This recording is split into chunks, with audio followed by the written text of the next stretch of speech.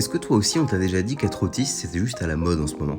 Non, parce que moi on me l'a déjà sorti plusieurs fois et j'ai eu beau essayer de discuter avec les gens qui me disaient ce genre de choses, ça a jamais abouti à grand chose. Déjà, il faut savoir que la France a quand même un assez gros train de retard sur la question de l'autisme. Mais depuis quelques années, on progresse lentement. Pendant longtemps, on a pensé qu'il n'y avait que les garçons qui pouvaient être autistes.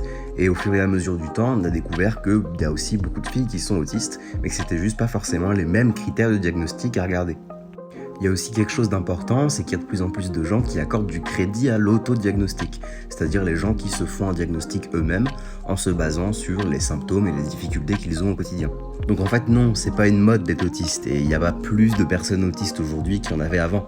C'est tout simplement qu'on le diagnostique mieux, plus facilement et que beaucoup de gens osent enfin en parler autour d'eux. Et c'est la même chose pour les personnes LGBT d'ailleurs, mais ça j'en parlerai dans un autre TikTok.